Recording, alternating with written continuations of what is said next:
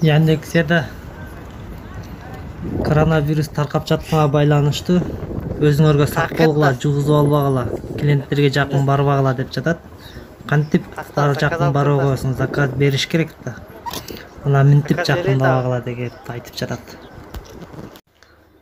Мына ушундай достор, өзүңүздөр сүрөттө көрүп тургандай эле заказ алып келгенден сумканы жерге коюп, заказ сумканын үстүнө чыгарып, анан кийин клиентке звонок кыласыздар.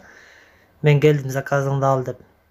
Клиент чыгып заказды алып атканда сумкадан 3 метрге чейинки аралыкта алысыракка туруп атат. Клиент сумкасынын үстүнөн заказды алып үйүнө кирип кетти, эшикти аркасынан жаап алгандан кийин барып термос сумкаңарды гана алгыла, ага чейин албай турула, жакындабагыла. Коронавирустан сак болгула, өзүңөргө жугузуп албагыла деп ар бир курьерге SMS аркылуу бардыгына айтып жатат. Бул деле жакшы нерсе.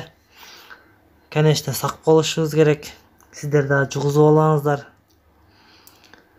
Ар ким өзүнө сак болгон негизи жакшы.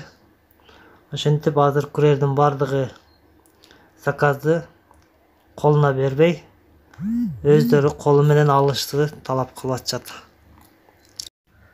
Ал эми заказ боюнча айта кетсем, заказ азыр мурдакыдай эмес.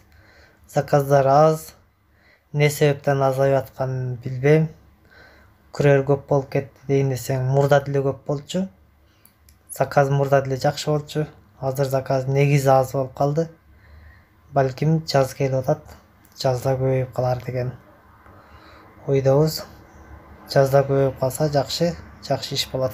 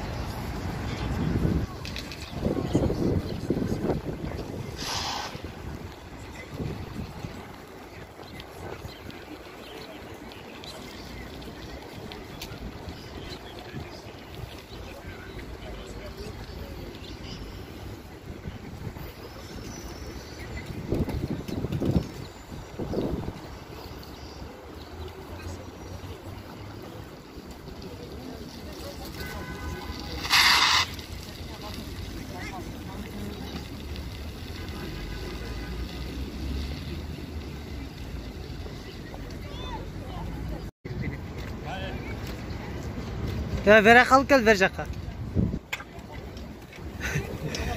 Андай аккумулятор заказ кылсаңар болот Яндексте. Аккумуляторда калып келишет. Салам алейкум. Салам алейкум. Текшерип алсам болобу?